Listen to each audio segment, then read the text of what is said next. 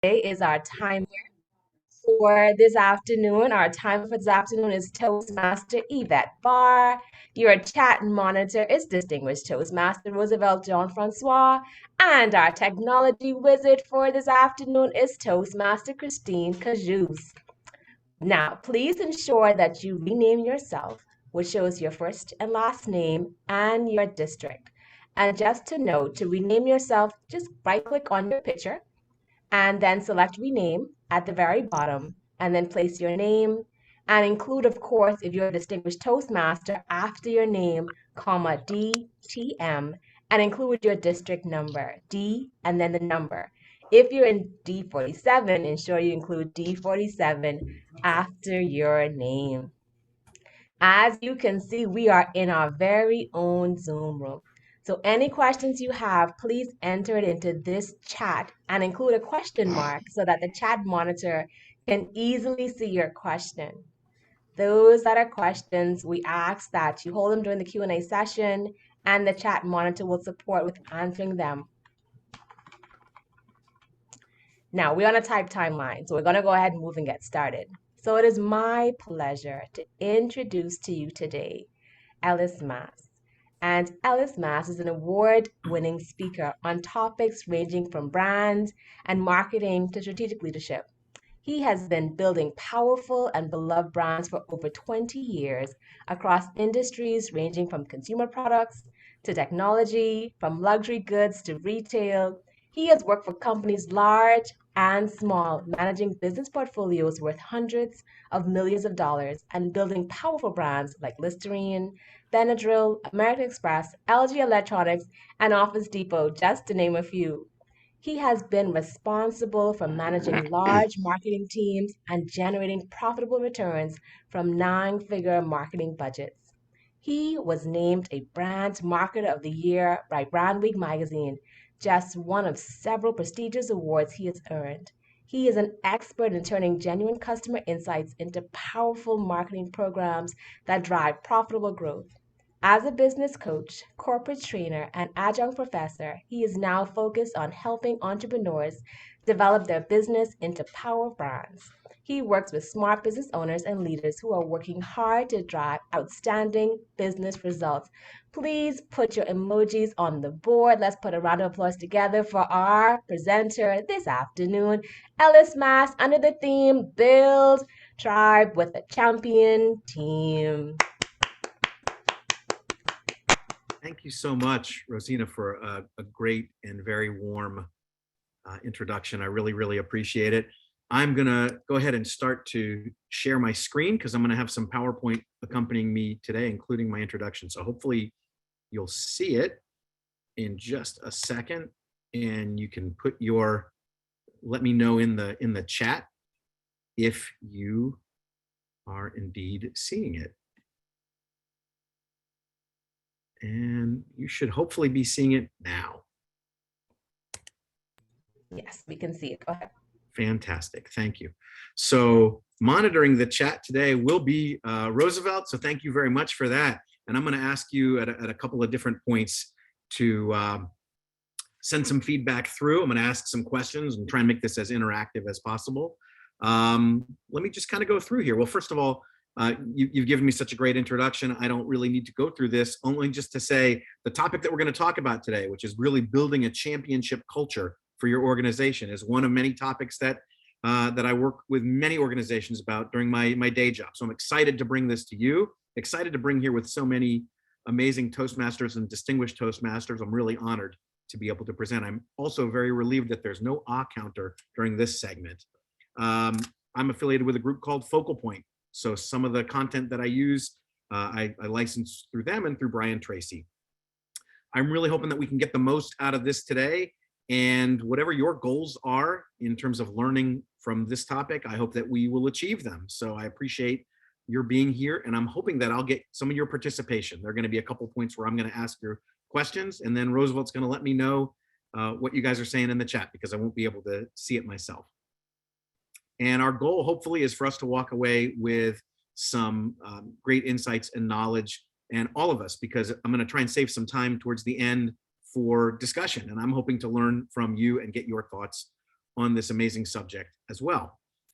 If you will, please try and capture any thoughts. I'm hoping that we might end up with one or two nuggets of insight, and I might get a couple insights from you. But please note them down. And as far as Q&A goes, if you could just jot those down as well. We'd like to do Q&A towards the end of the presentation. And if you can, in the chat box at various points, as I mentioned, I'll be asking for your participation. So please help me out there, because this works so much better when I get some great examples from you in terms of the topics that we're talking about. So my first question, and your first opportunity to put something into the chat box, is I want to know who among you would consider yourself a leader. And you can treat that however you want to treat it, but just give me a resounding yes, I think of myself as a leader. Or if it's a no, I'm seeing some emojis. Those I can see. I can't see the chat. So Roosevelt, if you get a chance, are we seeing any yeses? Yes, we do. Dr. Susan, yes. Club Group Director Louis McGulling, yes. Andrew Byrne, yes. VJ, yes. Excellent. Nick Smith, yes. We have leaders in the house. I'm hoping everybody, regardless of whether you put it in the chat or not, considers yourself a leader. And you can be a leader with a title. You can be a leader without a title. We can all express leadership from any position on the team. And I do want us to keep that mindset, because if we're going to build a championship culture, it starts there. It starts with mindset. And just a second on mindset, I mean, something that I talk about all the time within Focal Point and with some of my clients is that we all face problems. Every single business, every single organization, and each one of us in all aspects of our lives encounter problems, challenges. And based on our mindset, we can choose to approach those challenges in one of two ways. We can either be victors and have a victory mindset, or we can think of ourselves as victims and have that victim mentality of, oh, it's happening to me, versus having that victory mindset, because there are some things that are outside our control. There are some things that we cannot control, and maybe we can only influence them. But whatever it is, focusing our mind and our attention on that victory mindset, what we can do to help make things a little bit better, affect them in any way we can, that's going to help us to build a culture. So as a leader, and every one of you said that you're leaders, we have to keep that in mind first and foremost. So now I'm going to break all the rules and all the conventions of speaking, and I'm going to give you my reading list at the beginning instead of making you wait till the end. I'm going to let you know that in addition to some of the things that I've developed for this, I am pulling heavily from a few amazing books that I highly recommend. If you have more interest in the topics that I'm going to address today, I would highly recommend that you pick these books up. One of them is called The Culture Code by a guy named Daniel Coyle. Brilliant, brilliant book, all about building an organizational culture. Another great one by an author that you might have heard of, Simon Sinek, who is very famous for his book and TED Talk, Start With Why, has also written an amazing book called Leaders Eat Last, which is an amazing book about leadership and how great leaders build amazing cultures. And lastly, a book called Give and Take by Adam Grant. These are excellent books. I will cite them throughout. You'll see, I'll note by the cover if an idea comes from one of these authors. I'm going to give them credit for it because they're amazing. These are well worth to read if you have an interest in the topic. What we're going to go through briefly today is, first of all, what is culture? What are we talking about when we talk about an organizational culture? Why is it important? Why should we care? At the end of the day, what difference does it make if we create a culture or not? I'm going to go into the chemistry of culture, both figuratively and literally. And then I'm going to get into the fundamentals of building a championship culture. After all, that's why we're all here. How can we build a championship culture as leaders within any organization that we're parts of? How can we help to build a championship culture? And if we just talk about the ideas and the concepts, that's okay. It would be fun. It would be interesting. But what I really want to get into is action planning, because I hope that each of you as leaders in one or more organizations are prepared to take that next step and take action to help build those positive cultures in every organization that we touch. And if that sounds good, I'm going to move on ahead. We'll start by answering that question. What is culture? We can answer it in a couple of different ways. We can answer it in a strictly anthropological way, going back to Edward Tylor, an author and early anthropologist, back in 1871, defined culture as the social behavior and norms found in human societies, as well as the knowledge, beliefs, arts, laws, customs, capabilities, and habits of the individuals in these groups. Useful starting point, very broad definition. We're going to speak a little bit more specifically today about organizational culture. So for that, we're going to go straight to the Coyle book, Daniel Coyle's definition of culture. Culture is a set of living relationships working toward a shared goal. It's not something you are, it's something you do. So doing and acting is really what's important here. What we say and what we think, are they important? Sure. What we do, at the end of the day, that's what really matters, particularly in building a culture. And what do we mean by championship culture? Sure, what you see here is a football team. Sports is the obvious metaphor. But in any organization, and whether we're sports fans or not, I hope we can appreciate that metaphor as a metaphor. I want us to be able to take that championship mindset. Winning teams go into a game expecting to win. And as a result, they win as part of the result. So this is a really important component of our being able to have that victory that we talked about, that victory mindset. Some people will often ask me, well, what's the difference between culture and values? Are they basically the same thing? And they are very closely related. They're closely linked. The way I want to define it for today's purposes is that values, we kind of know what values are. They're the things that we believe, or the way that we believe things should be done, the principles that we value the most. And these may be deep inside ourselves and may be fundamental parts of our identity as individuals and as organizations. But culture is really those values brought to life. There's really almost a physical reaction to them. It's got to be about behavior. How do we reflect those values in our actions? If we just think those values, it isn't really enough. We have to act those values. We have to walk the talk, as we've heard, as we've said. And also about creating an environment where our team exists, and the environment that's going to enable our team to deliver our core brand experience. And as you already heard from the introduction, I'm a bit of a brand geek. So I believe that any organization needs to be living and delivering its brand promise. And if that involves people on our team, we can't deliver our brand promise unless the culture that we've built supports that brand promise. So, okay, enough of the definitions. Let's get into why is culture important? And to do that, I'm going to ask you a question, and you can put your answers to this in the chat, and Roosevelt will tell me what the answers are. I want to know if anybody here has ever heard of a company named Overture. If you have, don't say what it is, but in the chat, just give me a yes, I know who they are, or give me a no, I've never heard of them before, or not really sure who they are. Roosevelt, what are people saying?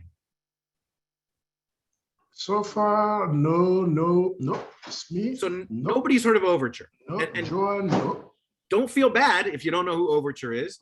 I've done this presentation a number of times to many different audiences, and most people don't know who Overture is. And if you have heard of it, you can't remember exactly what they did or what they were. This is an example that's called out in Coyle's book. Overture was an early competitor to Google.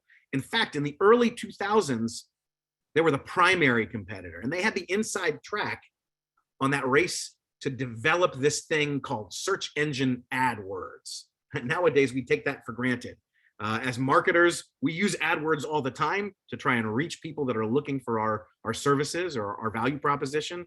And certainly as consumers, when we use search engines, we know that when we type in something, that's likely going to be an ad search term for many companies or other types of organizations. Well, Overture was actually the company that really expected to be the first to break the bank on AdWords. They were the ones that were going to win.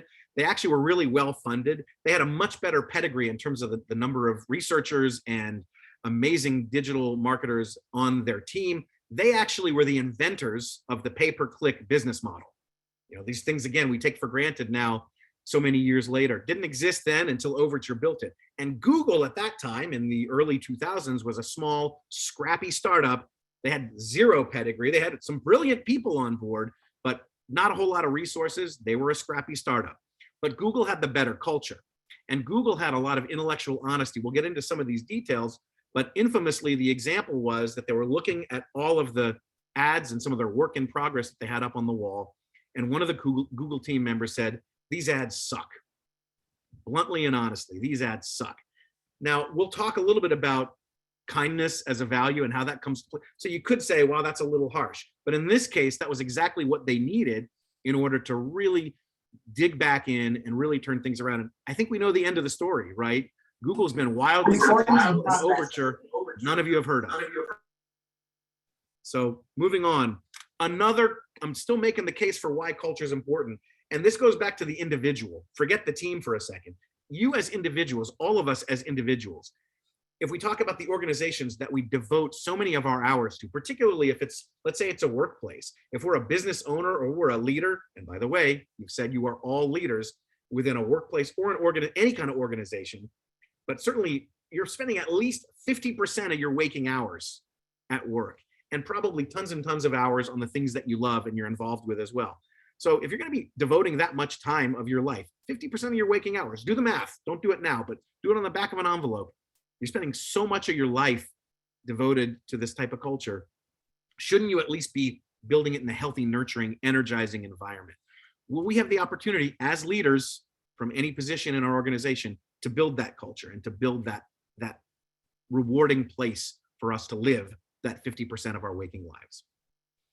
So with that, hopefully I've made the case for culture, why culture is important. And now I'm going to get into some of the specifics of, as I mentioned, the chemistry of culture. And sometimes when we use the term chemistry, we're speaking figuratively. You know, this team has good chemistry, but I'm actually going to speak quite literally about chemistry and about some chemicals that go by the initials E, D, S, and O. And you may have heard of some of these. This is something that Simon Sinek calls out really, really nicely in his book, Leaders Eat Last.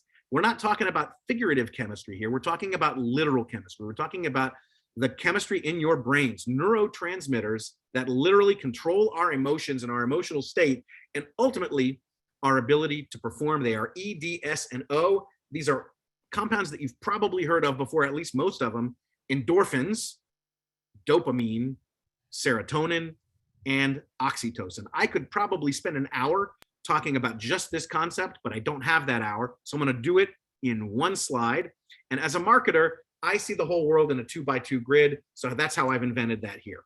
But really, at the end of the day, there are two types of chemicals in our brain. There are the selfish chemicals and the social chemicals. Endorphins and dopamine, those are the selfish chemicals. Endorphins, if you're a runner or any kind of athlete, particularly long distance or endurance, you know what endorphins are. You are exhausted, you're beat, you're not going to be able to run another mile, but then that second wind kicks in. That's your endorphin rush, the runner's high, as runners know.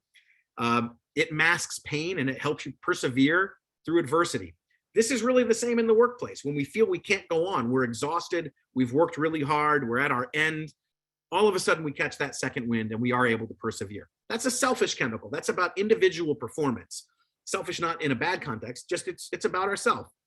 Same thing with dopamine. We all know dopamine really, really well, whether we're familiar with it by name or not. Whenever something good happens to us, whenever we win at something, we get this little rush of a great feeling, and that's dopamine. That's also true if we clear a level of Candy Crush or we get a like on a post that we've made, even silly little things like that. We get a little itty bitty dopamine rush. And you know, when we have a nice salty high carb snack or something like that, that gives us a dopamine rush too. Anything that we're addicted to, we're probably addicted to the dopamine, not the thing itself. But these are selfish chemicals. Again, when we win, we get this little boost, we get this little jolt that says, hey, you did a good thing, you won, you made an accomplishment. That in part keeps us moving.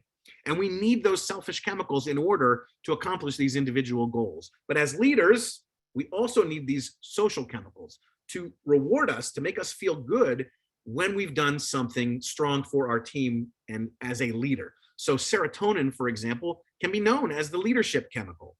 This is that feeling of pride that we get when we've either gotten some respect or maybe something great has happened to one of our team members and we're proud of them and maybe proud of our part in having mentored them into something. That feeling, hopefully you can all relate to that. I'm going to ask you in a second to find one of these to relate to. Hopefully, as I'm mentioning these, some examples are coming to mind where, yeah, I've had that feeling before. So that feeling of pride in our accomplishments as a leader, that's serotonin. It feels very different from that dopamine hit. This is that social, that pride in our team. And then lastly, oxytocin. It's the love chemical. When someone gives you a big hug and you have that warm feeling inside you, that feeling is actually the neurotransmitter oxytocin being released. I don't want to reduce everything to chemistry, but the reality of it is these stimuli, including love stimuli, do have our brains release these things. And that's what helps create that physical feeling inside us. Anytime we're feeling this amazing feeling of generosity, or a trusted friend confides in us, and we get this nice warm feeling, that is oxytocin. So these are the social chemicals. If we're going to function as excellent leaders, then we need to be training our minds and our bodies to be searching for those highs as well, not just the endorphin rush, not just the dopamine. So I'd like to ask you if anybody's got an example, just a single one. And Roosevelt, if anybody puts anything in the chat, just really briefly, give me one or two where people have just an example of one from the last month when they've had one of the 4 neurotransmitters release. I can tell you that I'm feeling great pride in being able to be here with you guys today, and I really appreciate your being here. And I'm feeling a little bit of that serotonin hit, which is different from the dopamine hit. So I thank you for that wonderful feeling. Anybody else have one, Roosevelt? We are waiting for them. I see last night running the DTM. Nick had it last night, the DTM-Y session. Had like a serotonin or an oxytocin feeling? Which one did you have, Nick? Could you please put it on the chat? Yeah, tell me which one. Because I'm about to flip it. He said all 4. All 4. Okay, good. I mean, hopefully we can, as I mentioned them to you, hopefully we can kind of relate to each of them, because we should be all feeling all 4. What I'll challenge you to do now is I'm going to sensitize you to be very aware of when these neurotransmitters are going. Because at the end of the day, by the way, our brain can cause these things to happen by creating thoughts. Those thoughts can actually translate into emotions down the road. Again, I could spend an hour on that, but I won't. Instead, I'm going to talk about another neurotransmitter that has the opposite effect, and it's something called cortisol. So anytime that you've been stressed out, anytime that you've ever had that horrible feeling in the pit of your stomach, or that lump in your throat, or that headache, and we're shaking because something's going wrong, it's that neurotransmitter cortisol. It's almost like a stress. You feel like tightening in your chest. That's cortisol. When stress hits us. Now, that exists for a really good reason. We used to have this fight or flight. We used to. I mean, we still do under some circumstances. If a bear's chasing us, we're going to get that fight or flight response, and we're going to get the adrenaline to kick in. We're also going to get that cortisol that's going to tell us this is not right. This does not feel good. Move away from this stimulus. In the workplace or in an organization, we still have those stimuli that cause this release of cortisol, but there is no fight or flight. We get this feeling of stress, and there's not a whole lot we can do about it. So instead, that builds up and just creates this debilitating physical discomfort. And I'd really like to know if any of you can think of a time, so it can be a yes or no, or if there's a specific example in just a couple of words that you can put in the chat. What's the last time you felt a cortisol stimulus? I can think back, you know, I've been an entrepreneur for, gosh, almost 10 years at this point, but I've worked many jobs, many organizations, many companies, large and small. Most of my jobs have been fantastic, rewarding, super fulfilling. But I can think of one or two occasions where, one in particular, where when I walked from the parking lot towards the building where I was working, and there had been a management change, and I could just feel my chest tightening up, and I could feel my throat drying up. That was a cortisol response. And I remember it so vividly, even though that was so many years ago. And thank goodness my day-to-day life isn't like that anymore. Can anyone relate to that? Roosevelt, any example? We do have a couple of examples. Tax deadline. Last night during a terrible thunderstorm, running the DTM session with Nick. Those are a couple of examples that we have here, Ellis. Great examples. And it can be anything. You know, a lot of times it's, you know, again, if it could be a physical thing that we actually literally fear for our safety, but more often than not, it's just these little stressors that add up. And because there's no release, that feeling doesn't go away. We can control that to an extent, but one of the ways we can influence these things is by creating a positive culture that creates an outlet and creates that ability for something like an oxytocin rush to come on in and help us get through that cortisol hit. Together as a team, we can get through it much, much better. While you're at this, there is a good question from Frankie Davis. Can a cortisol response cause you to be anxious where we can't sleep? Yes, absolutely. So Sinek goes into a great deal of detail, and he's actually, in his book, he references a lot of the scientific papers where this comes from, because I'm no neurologist, but I believe that yes, it can absolutely impact your ability to sleep. If you're kept up at night, that could be part of a cortisol response. So great question. And if there are other questions on this, if they come up throughout the course of this, please feel free to bring them up at the end as well. I'm going to keep moving because hopefully I've made the case for why culture is important. And we've talked a little bit about how the chemistry in our brains actually creates this as individuals and as teams. So now I'm going to talk about the fundamentals of this championship culture that we said we were chasing. If we want to drive championship caliber performance from our teams as leaders, how do we do that? And I've compiled a list of 7 fundamentals. I'm going to go through all 7 of them: safety, vulnerability and servant leadership, learning, collision, giving.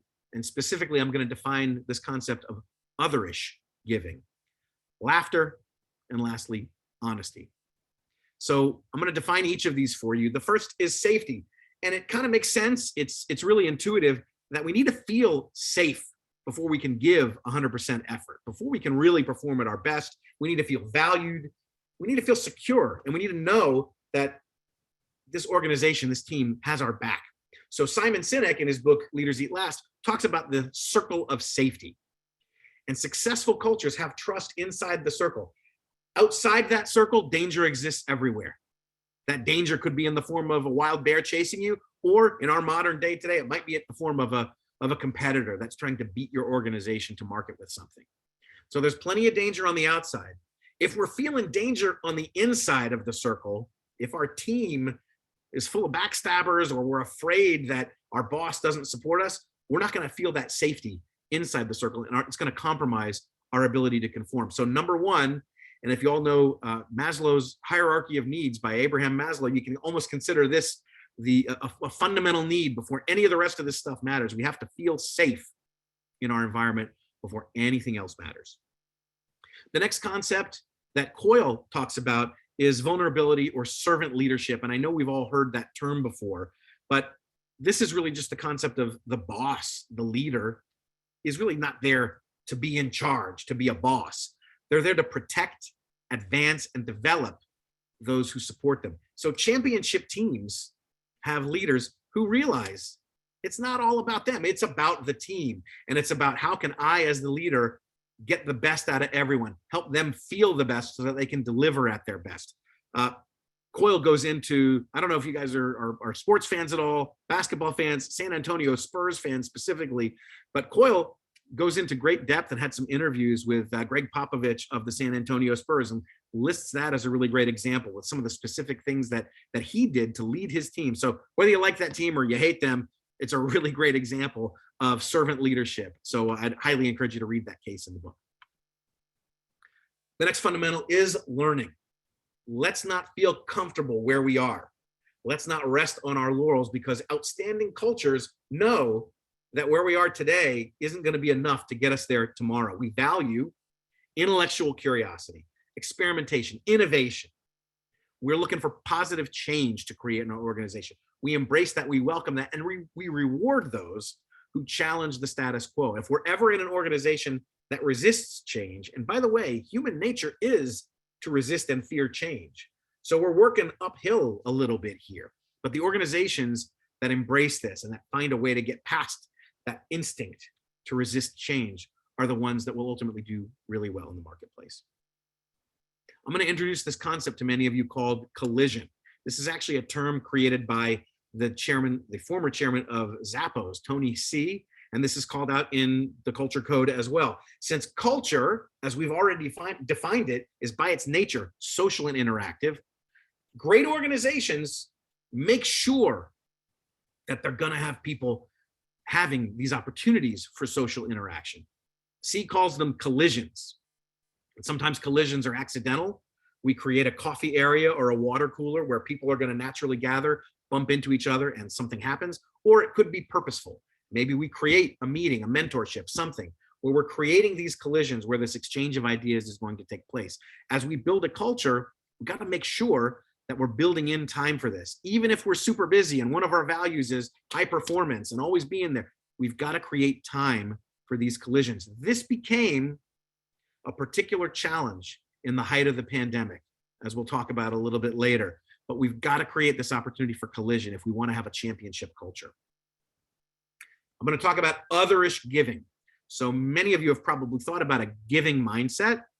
What Adam Grant talks about is selfless, selfish, otherish. We know what selfless means. We know what selfish means. He would say that otherish is the opposite of selfish. And again, I love these 2x2 matrices, so I put this in a 2x2 matrix. If we don't care about others, and we also don't care about our own interests, that makes us apathetic. Clearly, we're not going to be great performers then. If I don't care about others' well-being, and I only care about my own, that makes me selfish. That makes me a taker. Takers at the end of the day aren't very successful as individuals, and an organization full of takers by their nature is not going to be sustainably successful either. Self-sacrificing givers. I care about you, but I don't care about myself. I'm going to be selfless and care for your needs. That sounds very noble, but at the end of the day, that's not sustainable either. But otherish givers, people who put others' needs first, but their needs are still on the agenda somewhere, that's actually a sustainable model where we put others' needs first, but we still get taken care of. That is the most successful model for building a giving culture. So if we can not only remind ourselves to have a giving mindset in our organizational context, but also to be an otherish giver, so that we're making sure that our needs are being taken care of as well. That's going to allow us to continue to do that for many, many months, years, decades to come. Laughter. Hopefully this goes without saying that an organization that can laugh and enjoy themselves together is going to be one that succeeds. I do want to caution here or distinguish between constructive laughter and destructive laughter. This isn't about we make fun of the weird person in our organization and we single them out and other them. This is about laughter together. As a team, we can enjoy ourselves together with one another. That really builds that team bond. And oh, by the way, is a great release of endorphins.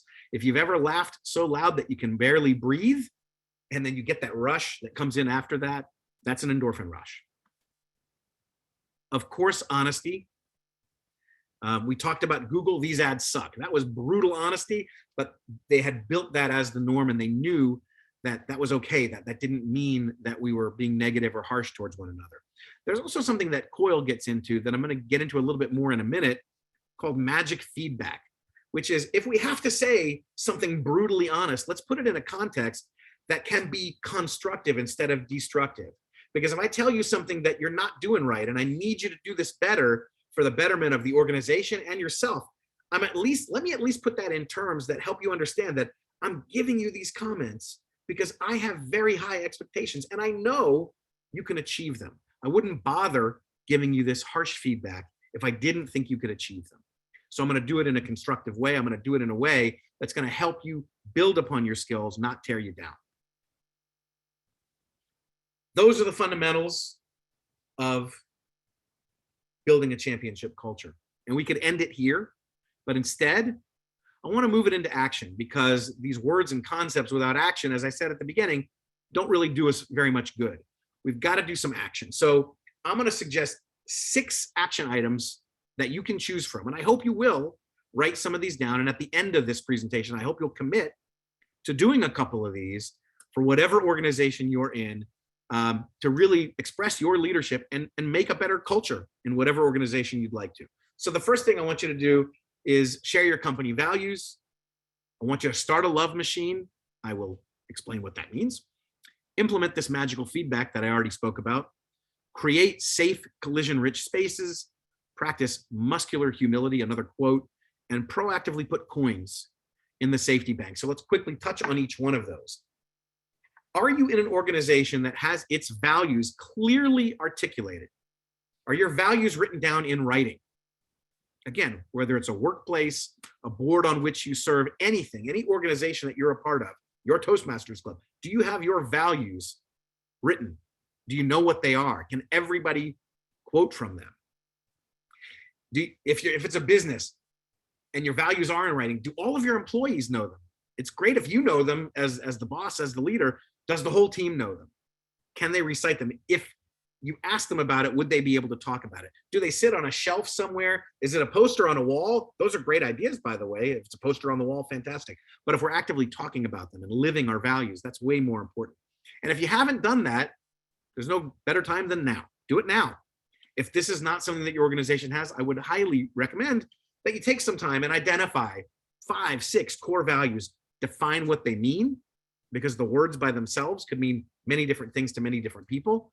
So let's define what they mean to our organization right now. The word integrity, for example, many organizations might have that as one of their core values, but they might define it differently. The context might be different for each of their businesses. Start a love machine. This is actually something that's called out in Give and Take. It's about that otherish giving. A specific idea that's shared here is this idea of a love machine. And all we mean by that is really an employee or a colleague recognition program for those who give to others. We've all been in organizations that have programs for recognizing great performance, but this is actually a separate program that would create recognition for giving. So if you're an otherish giver, can we reward you for that giving mindset? That, again, the reason it's a love machine is because it also makes it perpetual. If we're rewarding that type of behavior and incenting that and recognizing that, that is telling our organization that those are some of the things that we value. And again, remember, it's culture, not value, because value is just something written down. Culture is something that we do. So by rewarding, we are actively doing something. We are actively doing something that you are actively doing on your own. Let's spend a minute talking about this magical feedback that I teed up before, that Coyle had boiled down from extensive research that he's been through. This magical feedback, it's a formula that we can use. And again, this comes from an opportunity where we have to give potentially negative or developmental feedback. We have to let somebody know when what they've been doing maybe isn't up to par. Maybe it isn't up to our standards. Maybe they're not performing particularly well in one aspect of their jobs, but we value them and value their contribution to the organization. So it's important that we let them know, hey, you're part of this group. This group is special. We have high standards here. And the all-important part 3, I believe you can reach those standards. So let me give you an example of that. Let's say that we all work for a widget manufacturing company. And I'll pick on Roosevelt, just as I've been talking to you, Roosevelt. Roosevelt, you're working with me in the widget company. And I say, Roosevelt, those last 3 widgets that you built, they broke immediately as we gave them to our customers. We can't have that. So Roosevelt, you know what? You're an important part of this widget organization. We need you. And you have a really important role. The thing is, this is special. We don't just make any widgets. We make amazing widgets that our customers love. And the thing is, we have super high standards for those widgets. We have to reach those standards. But the reason that we hired you, the reason that you're here, is that I know that you can achieve those standards. So to be clear, I've just given some developmental feedback. I've said you haven't done it at all in a way that's acceptable to us, but hopefully I've delivered that feedback in a way that's going to build Roosevelt up and not tear him down. Would you say I was successful at that, Roosevelt, in this made-up example? Yes, you do. Thank you. So it's a formula. It may feel artificial if we actually deliver feedback in that way. That's okay. Let it feel artificial. Give it a try. It works. And it won't feel artificial to the person that you're having the conversation with. It's a much better and more effective way to give negative feedback, because many of us either give feedback that's very harsh and tears the person down, or what's probably more common is we neglect to give the negative feedback at all. We shy away from it. And therefore, we never give our colleagues the gift of giving them the key to unlock better performance. We have to be able to do that. And we have to have high standards for our organizations. And we have to let our people know how to get there. So magical feedback. I love this one. I highly recommend you take this on. Now, how can we create safe, collision-rich spaces? We talked before about how important collision is. And we talked about, boy, when I was doing this presentation a year or a year and a half ago to companies that were in completely virtual settings, we had to do some brainstorming of how do we create these collisions? It was so easy when we were in person, we said then. How do we do that? when we're not in person, when we don't have this serendipity of just running into somebody or going by their desk and seeing that they're doing something, or maybe seeing a picture on their desk. How do we create those kinds of opportunities for discussions and for synergies that we never knew existed? Certainly when we are in person, it's a little bit easier, but again, it's also easy to lose sight of if we're not intentional about it. So it could be completely social. It can be things like shared coffee breaks or lunches. And certainly as individuals, to the extent that we have control over that, we should do that. But also it can be something that's, I shouldn't even say serious, that's not the right word, but it should be something, it can be something that's institutionalized. So for example, group feedback meetings, where everyone has a voice and input regardless of their role. One of the examples that Coyle uses in his book is Pixar. So I'm a Pixar and Disney movie geek. I love all Pixar movies.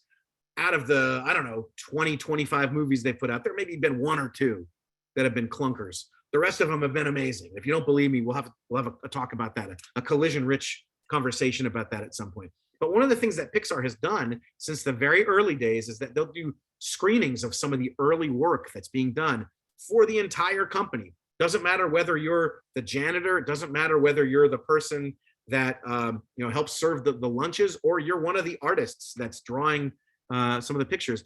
Everyone shares their feedback, and as a result, they've made massive changes to things even as early as their first feature film, Toy Story. The characters in Toy Story were incredibly unlikable until they got that feedback from people who weren't directly involved with the writing, and they made changes before that thing went to the marketplace. And as a result, the characters, although they have their challenges, are extremely lovable. So that's the type of thing that an organization can do when you create those opportunities for collision. Moving on, we all know what humility is, but this concept of muscular humility, really being intentional, putting our entire effort into it, can really help make sure that we do that. Now, many organizations, and if we're being intellectually honest, let's take a look at our own organizations. We give perks for leaders. We got special parking spots.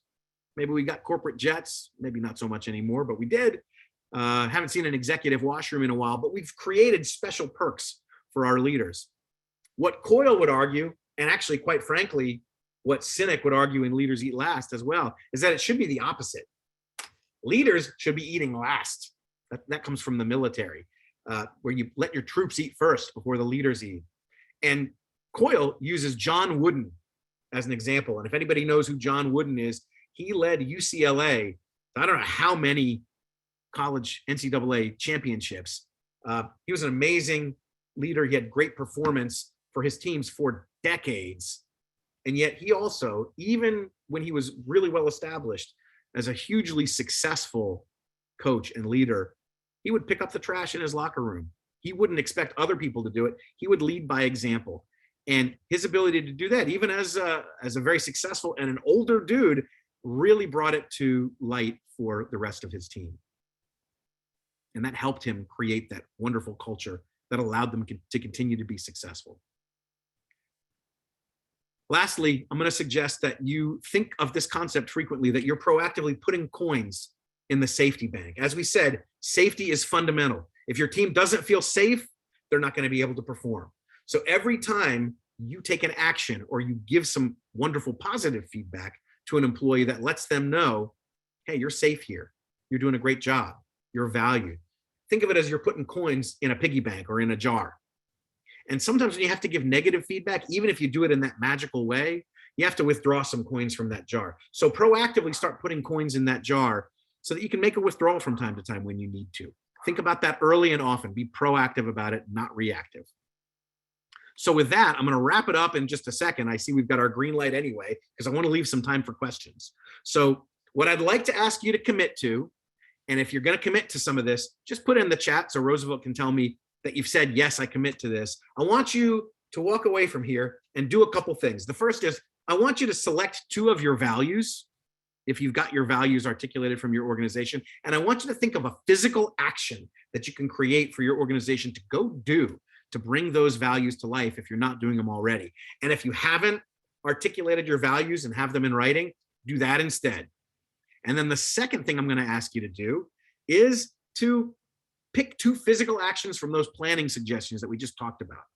listen, if you don't want to commit to 2, commit to 1. You drive a hard bargain. I'll let you get away with 1. But do something, because if all we did was talk today, it's been really enjoyable for me. I hope you've enjoyed it as well. But I really want you to be able to bring this to your organizations and have an amazing impact on them. And by the way, let's make sure to make these SMART goals specific, measurable, aligned with your core values, realistic, and of course, time-bound. That means we've got to have a measurable outcome, a deadline, and an accountable leader. If not you, who's going to do it? Who are you going to hold accountable for it? And with that, I'm going to wrap it up and turn it over for Q&A in a second. But I just want to let you know, if you would like these slides, I'll give them to you. Just shoot me an email at this address, emas@focalpointcoaching.com. If you'd like to brainstorm with me about your organization and about what you'd like to put into practice from today, you can also book a no-cost call with me at this website, coachellismass.youcanbook.me. Would love to talk with you. And with that, I'm just going to remind you before I turn it over to Q&A, and we'll ask Roosevelt to feed in whatever questions will come in. Remember that your organization can only be as strong as your team. Ultimately, your team can only be as strong as your culture. So whatever you're going to be outstanding. And with that, we'll turn it over for questions. And I think I'm going to stop the screen share so that I can see you better. I do not have any question in the chat, but I have Mark who is committed yes to follow up with your proposal. Excellent. Nick said humility is very important. Those are the 2 main comments that I've seen in the chat so far, but you have done an amazing job. Thank you very much. So I can see you now, actually. There is one question. How is a typical day that you have? What is your typical day? My typical day? So I work with lots of different kinds of organizations. No 2 days are really alike, but often I'm working with businesses that, or nonprofits for that matter, that are really trying to get better performance out of their teams. And sometimes I'll hear from teams, you know, my team just doesn't get it. The leader says, my team just doesn't get it. Boy, these guys just don't get it. So a lot of times I'll push back on that a little bit and I'll say, well, how good of a job are you doing communicating what you need for them? Is it really them that aren't getting it, or is it you that aren't really giving it to them in a way? And a lot of times it's these softer things, these culture things that tend to get in the way. So that's why this is something that's a real passion of mine, because organizations that get this right can really do incredibly well for themselves. So I don't know if that's really answering your specific question, but I hope it is. Also have some comments that might inhibit your neurotransmitter. Good presentation from Susan. Thank you. Got also awesome job from Jonathan, and great presentation. Got here a little late, but I didn't hear the words mission or vision in your talk. Could you comment? Sure. That's a great question. I'm a strong believer. I actually just completed a 2-day retreat with an organization these past couple days where we were really focused on a mission and a longer term vision. I didn't emphasize that in the presentation today, but what's related to those 2 things are the values. So if you're writing a mission and you're writing a vision statement of what do we want to look like in the long term, I would also say you better be concurrently writing those values, because that's the way that you're going to do it and the way you're going to be successful. And all we're talking about today really is culture, which is those values brought to life. What action are you going to do? What habits are you going to create action as an organization that are going to bring those values to life? Because if they're just on paper, I mean, it's better than nothing, but bringing them to life is what really makes it happen. Great question. The last question in the chat, Frankie Davis wants to know if you are in Florida, in South Florida, to be. I am in South Florida. Yes. Yes, I am. Fantastic. So yeah, like I said, feel free to get in touch with me, and particularly if you'd like to receive a PDF of the slides, because I know I threw a lot at you really quickly. I would also highly recommend that you get one of those 3 books. I can't tell you which one. Don't ask me to choose from between my children. I love them all equally, but they're great reads, and I'll be happy to recommend one in particular to you if you tell me what you're interested in. Any must reads, any other read that we should have to Oh, conclude before we close this meeting? Sure. Any other must reads? I'll throw on the list. In addition to those three, which are among my favorites, there's another great book called The Go Giver by a guy named Bob Berg, who's actually relatively local, lives up in the Jupiter area. I had the pleasure of working with him on a project a few years ago. It's a wonderful book. It reads actually like a story. That is all about the giving mindset as well. It's an amazing, amazing book. I went with the Adam Grant book today for the purposes of this instead, because he's got some specific data and studies that he points to that I wanted to call out. But the Bob Berg book is amazing also, and he's actually made a series of those. They're fantastic. Madam Facilitator? Thank you so much. There's actually a few more questions if you want to go ahead and share them as well. I noticed one that came through shortly after that says, if you start a new business, how do you develop a culture when you haven't hired employees as yet? Well, that's a great question. Yeah, and I would say it's never too early to start, because even if you're a company of one, that's the time when you can start to set the tone. So writing down values, certainly so that you live up to those values, is important. The behavioral aspects and the communication aspects obviously become way more important as you add people to the mix. And you need to make sure that they're seeing that and acting that and living and breathing that just as you are. The last question I'll share is, can you go over any examples of magical feedback that you provided or received in personal or professional settings? Well, in my personal life, back when I was working in big companies, I'm not sure I ever received magical feedback in quite those ways. Some of my managers and leaders were better than others at giving negative developmental feedback. But that's when I read the book from the Coil book. I got so excited about that, because that was such a way to be able to give direct negative feedback. Remember my example with Roosevelt. Roosevelt, those widgets you built, they're not good enough. They're not up to our standards. But the thing is, I know you can do it. We have high standards. You're part of this organization, and I believe you can achieve those standards. I want to get him knowing that he can go do that, but also making it very clear exactly what we need done. Perfect. I think this is the last one as well from Stephen. You mentioned that companies may define integrity differently. Could you give us an example? Sure. It's important to define those values and not just put them on paper. So for example, a law firm that works in securities law might have a very specific definition of integrity that's really important to them, that says, we're going to comply with all SEC, blah, blah, blah, blah. A company that manufactures granola, for example, might define integrity as only the purest ingredients, because we believe that, right? So it kind of depends on what the mission of your organization is. Integrity can mean so many different things to different people. This goes back to the earlier question of, if you're hiring people, we want to make sure that they understand what we're saying. So if we say the word integrity, they might think any number of different things. We got to define what that means in this organization so that we can make sure that we're all on the same page. Perfect. Thank you so much. And I noticed that we also just got dropped in the chat your email address. And so any persons that want to contact our facilitator, our presenter, please be sure to send an email to him.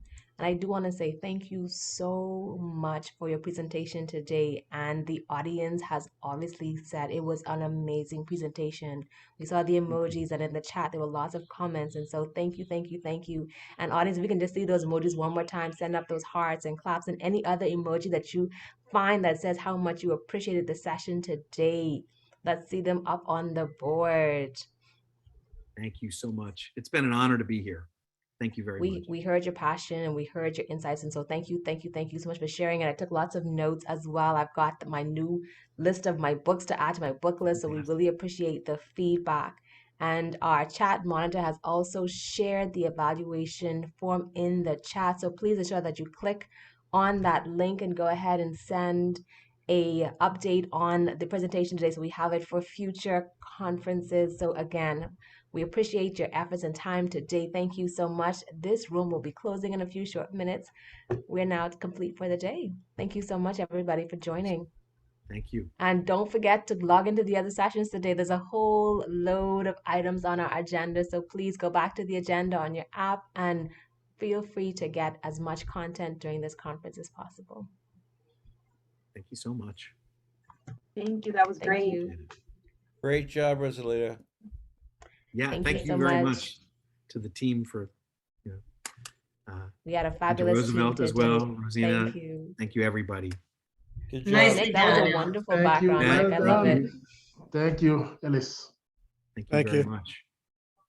Good job. Thank you. Loved it. Lots of Good job, notes. Ellis. Thank you.